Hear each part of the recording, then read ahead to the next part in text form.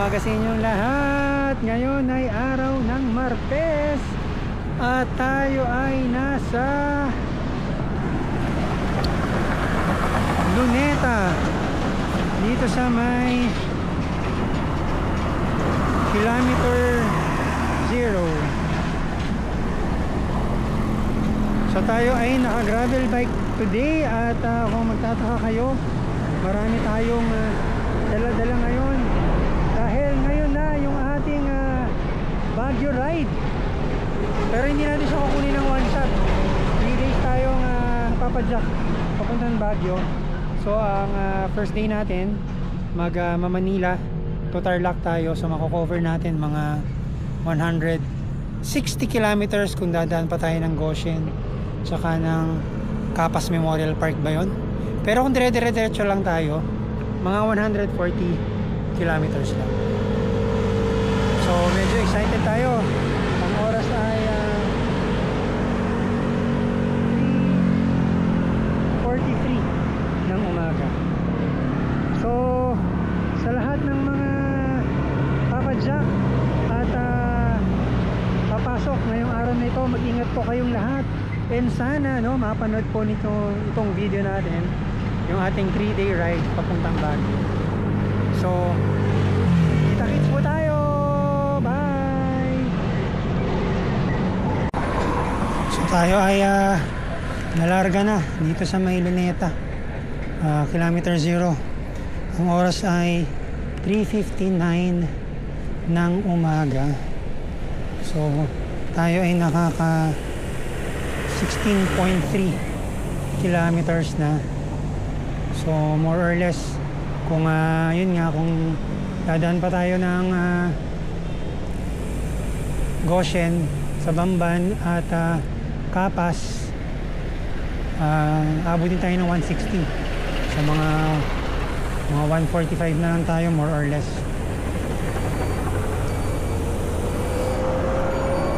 So let's go.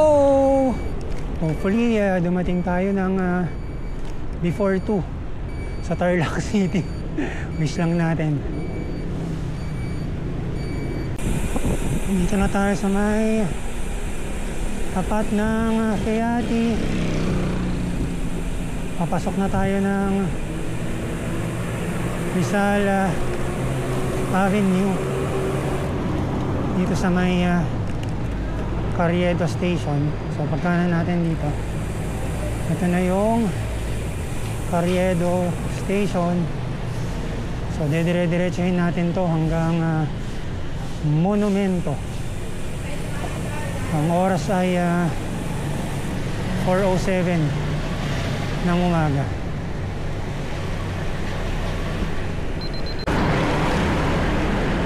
So nandito na tayo sa may Monumento, sa may Caloocan. Ang oras ay eksaktong 4:30 ng umaga. Marami-rami na rin yung mga nag-aabang ng mga sasakyan para pumasok. Grabe, 4:30 pa lang pumapasok na yung mga tao. So mayroon nga dito checkpoint. Checkpoint.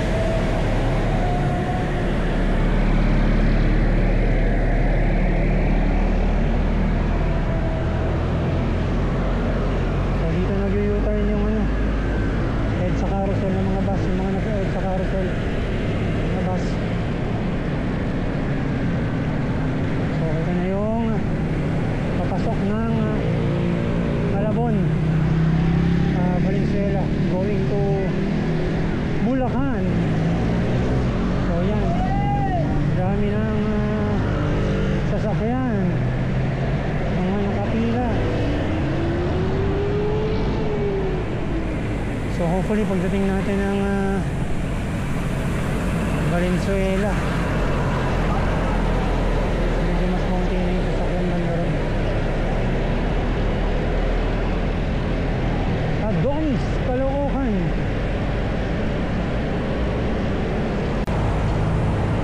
Dito na tayo sa may munisipyo na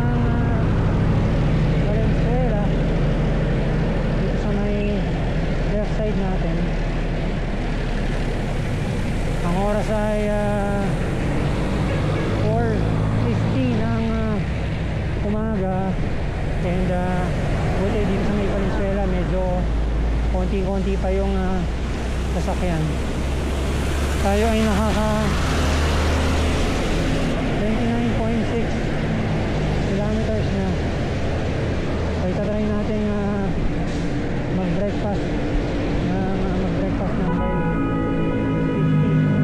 kilometers. Parang pang madali naman kasi yung van. Nakita ng mamaniobra na yung truck. Buti naman pinagbigyan pa rin niya.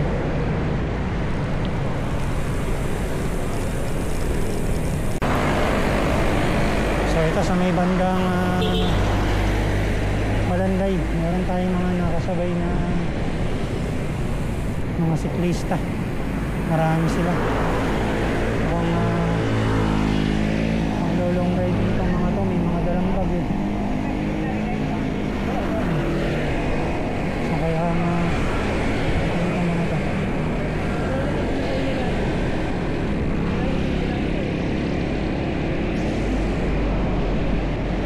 Medyo swado naman yung pagsakan nila. Kaya natin sabayan. Pero pag bumulusok ng mga to, hayaan na natin sila.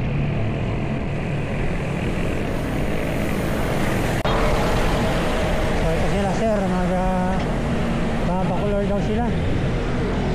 Galing sila ng Las Piñas. Medyo marami-rami sila.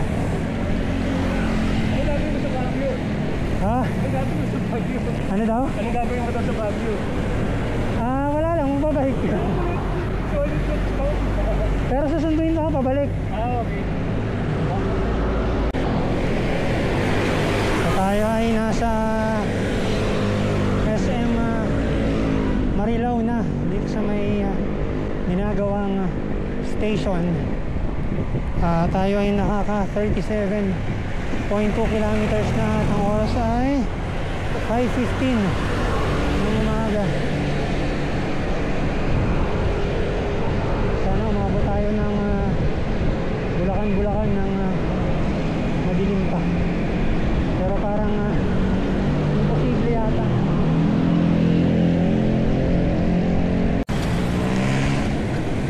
Dito na tayo sa may bayan ng Balagtas, Bulacan. So ito sa kanan yung kanilang City Hall, munisipyo. Pagkalagpas nitong tulay, Bulacan, kaliwa, Malolos, diretso. So diretso tayo ng Malolos.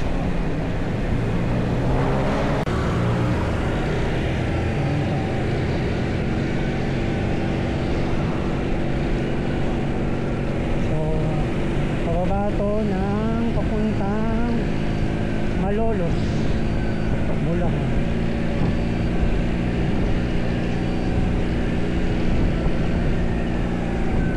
Bulacan.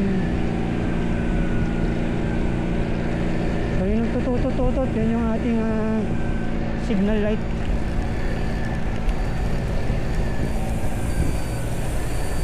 So yun, doon tayo galing sa taas kanina.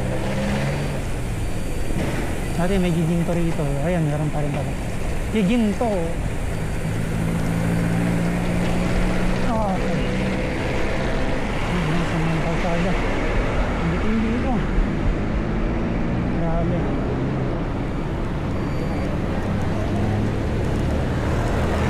So lahat, meron na pala uling arko napalitan na pala. Tingnan natin. Ayun, meron na pala uling arko ng Bulacan dito. So dati kasi nabanggaan ng truck yung arko dito. So buti meron na ulit. Ano na bang nakalagay? Hindi natin medyo makita. Malayo pa. Lalawigan ng Bulacan. Napalitan na. Welcome sa lalawigan ng Bulacan. Tingnan natin, makapagpa-picture tayo dito.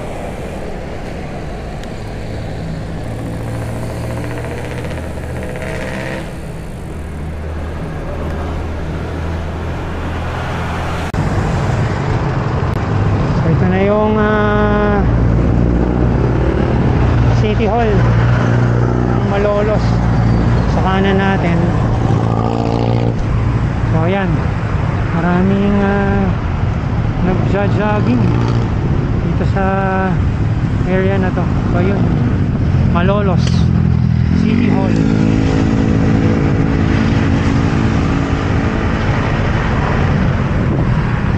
So ang oras ay 6:43 ng umaga. Tayo ay nakaka 59.1 kilometers na.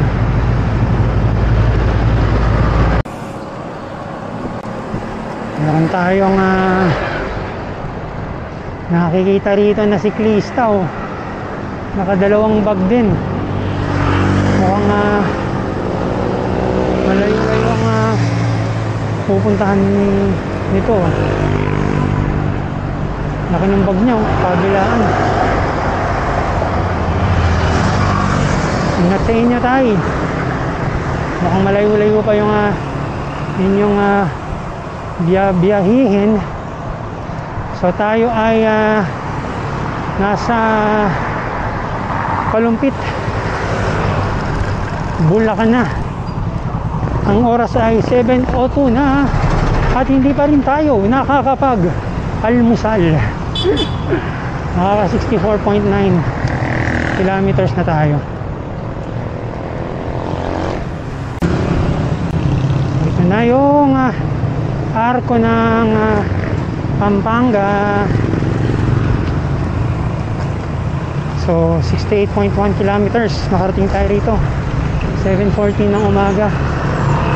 And until now hindi pa rin tayo kumakain. So mag-picture muna tayo dito. Then after dito hanap na tayo ng makakain. Yun lang, dito yung jeep.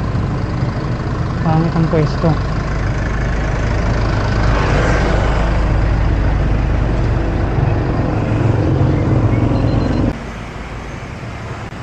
So sa wakas kumakain na tayo ng breakfast. Ang oras ay 8:16 na ng umaga. Dito tayo sa may Santo Tomas, Pampanga. Sasabihin mo sana Batangas. So ito yung food natin for today. Beef pares. Yun yung bite natin. Tapos yun yung restaurant na kinakain natin. Ito yung restaurant na kinakain. So medyo mainit na, maaraw na. Clear yung sky. O kaya pagkakain natin mag-sleep tayo. So mga 8:45 or 8:50 aalis na rin tayo. So hindi na natin kung dadaan pa tayo ng Boston or diretso na tayo ng Tarlac. So kita kits, bye! So tayo ay lumarga na uli. Tapos na tayong kumain. Ang oras ay 8:46 ng umaga at tayo ay nakaka 81.02 kilometers na. And nakikita na natin yung arko ng San Fernando, Pampanga, home of the giant lanterns.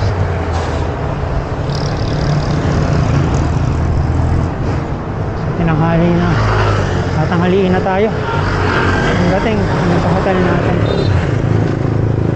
So welcome San Fernando. Tayo magbigay ng mga tricycle. Talaga naman. So ayan na yung flyover dito sa may San Fernando sa may intersection.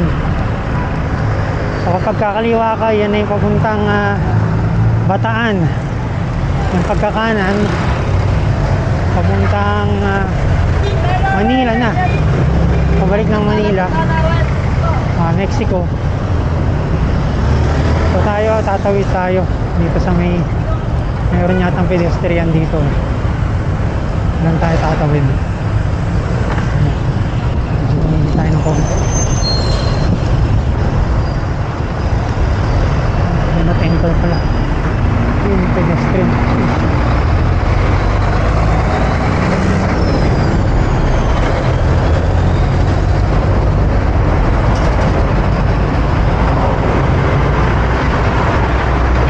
Thank you.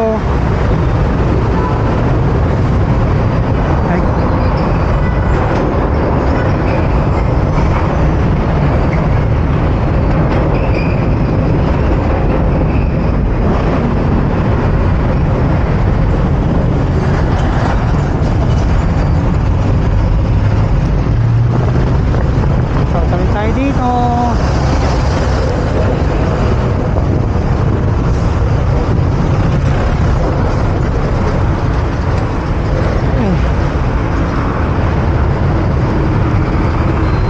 kanan tayo dito sa may McDonald's.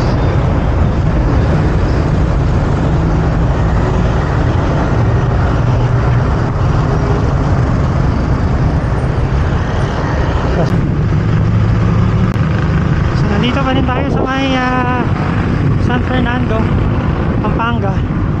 Nandito tayo sa may part ng highway nila na merong service road. So ito yung buong service road ay bike lane. Kaya ayos na ayos. Though meron lang mga portions na kailangan mong lumabas dahil hindi pa tapos. So I guess baka ito na yung last part ng service road. So dito na tayo sa may SM Telepastagan. Hindi ko lang alam kung yung Telepastagan ay bayan ba yan dito sa Pampanga. I-comment naman kung ano po yung Telepastagan dito sa may Pampanga, kung bayan ba siya or barangay.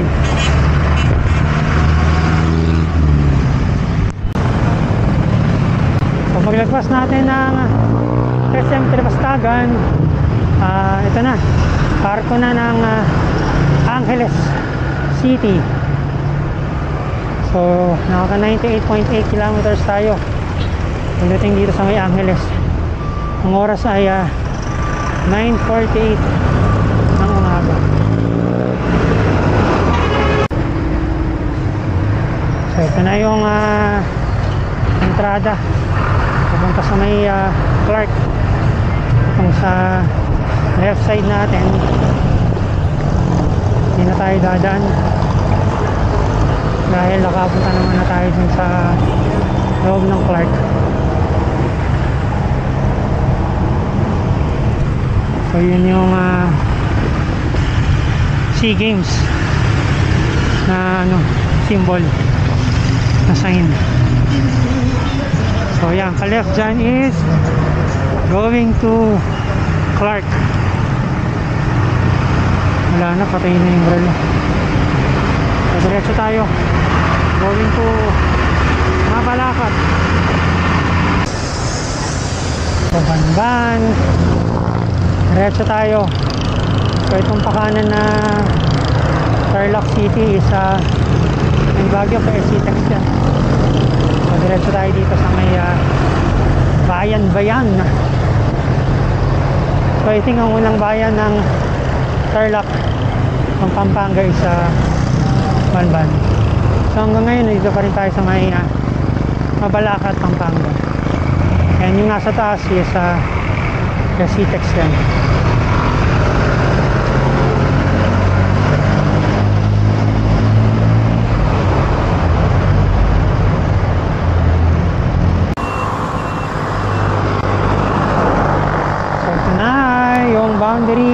Tarlac. Banban Tarlac. Parang pangpangatag na park dito. Welcome, Banban Tarlac, ang bayan ni Alice Guo.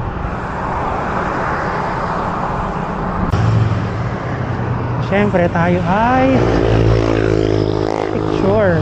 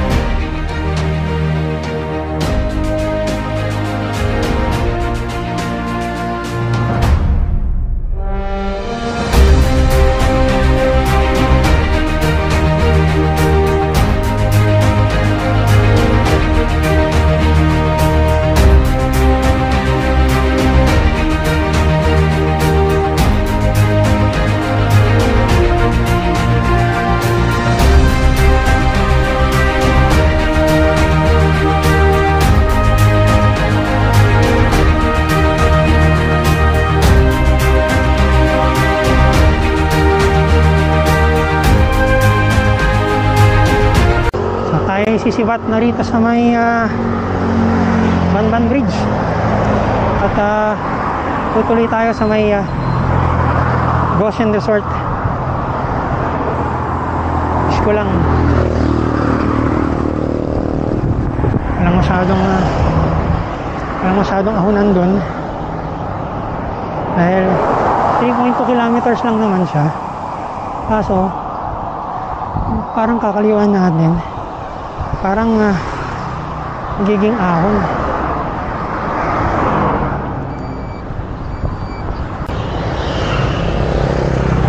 I love Banban.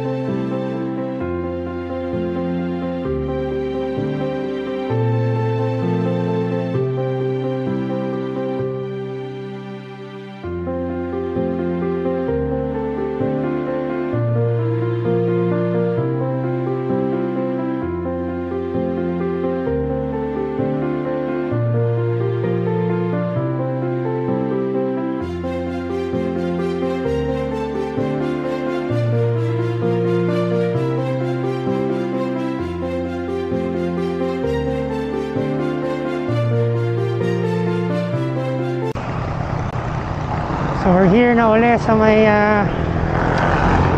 National Highway. Oras ay 12:41 na ng tanghali at tayo ay nakaka 122 kilometers. Grabe, ayun yung Pogo Hub dito sa may Banban. Nadaanan natin yung Banban City Hall. Tapos yun pala, katabi lang yung yung Pogo Hub. So tas sobrang laki ng compound pala nun. Grabe. So ito na. Welcome to Capas, Tarlac.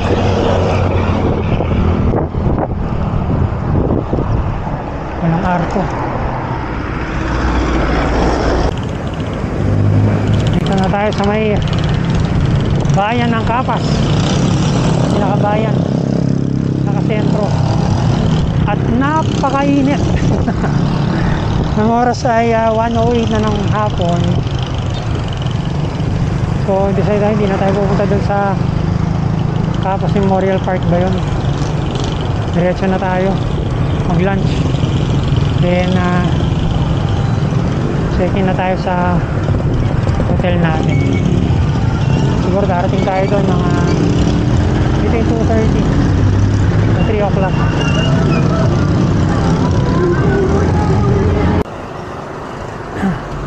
So ito na yung kakainan natin, Cafe Josefina.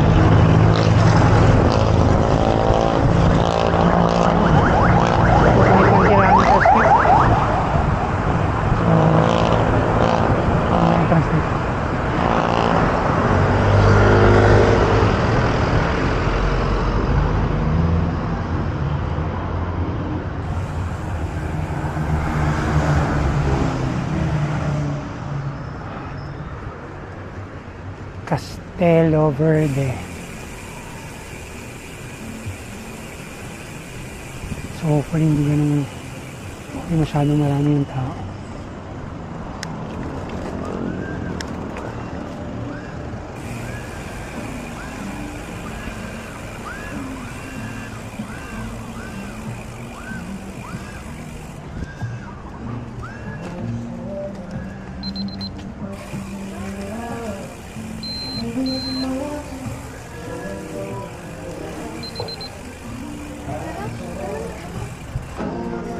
Miss, pwede dito? Pwede dito? Yeah, thank you.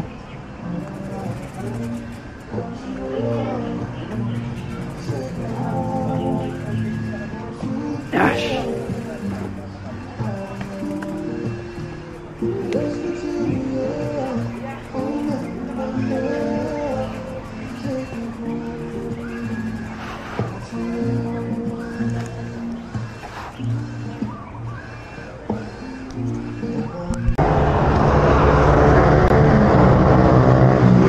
We are back on the road at napakainit dahil 2:35 na ng hapon. So tapos na tayong kumain dun sa Cafe Josefina. So diretso na tayo dun sa hotel na pag-stayan natin. So that will complete our day 1 para sa ating 3-day Baguio ride. So more or less mga nasa 8 kilometers na lang tayo from there.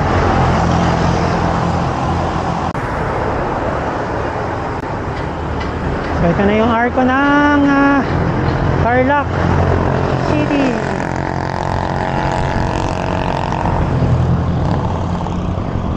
...140 kilometers.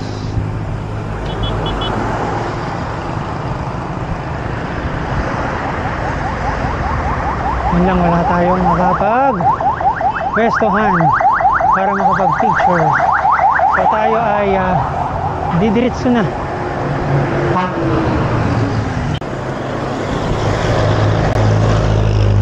So hinahanap na lang natin yung pag-check-in natin. Nasa may left side siya eh. Baka ma-miss natin. Tama-tama. Task 3 na. Pakita lang yung dating natin. Para at least pag dating natin, nakakapasok na tayo sa room. Unlike na kapag maaga tayo dumating, pwedeng hindi pa tayo papasukin. Diba yung gala? So nakita na natin tong Rustica. So alam ko after nitong Rustica, malapit na Rustica. Meron din yan sa Kabanatuan, Nueva Ecija.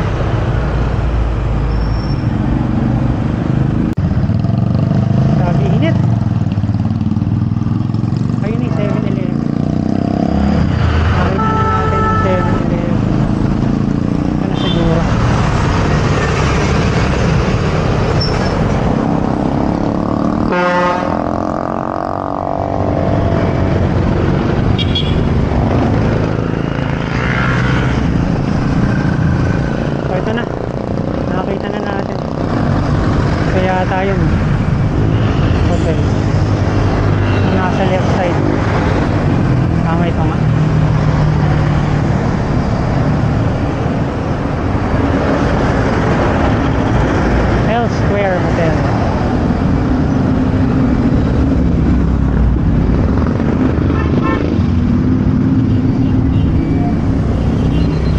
po.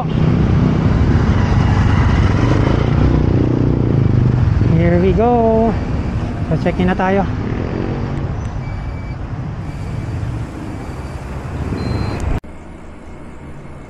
Hello guys, good evening. Magandang gabi sa inyong lahat. So ito na yung pinag-i-stayan natin dito sa Tarlac L Square Hotel. So ito yung itsura ng room niya. So yan, may isang kama na double bed, may aircon. So yun yung gamit natin. Tapos ito yung bike natin. Maliit lang pero pwede na. Dahil tutulugan lang naman natin. Kasi ito yung kanyang bahay.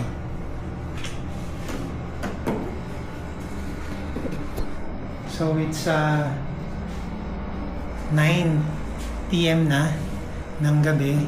So dito na natin ito na ang ending ng ating Day 1 Baguio trip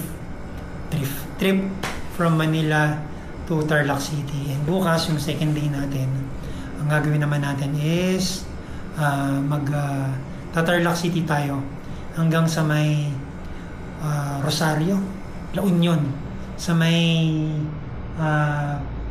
paanan or malapit or before mag-Arco ng Benguet. So doon tayo Benguet sa may Cannon Road.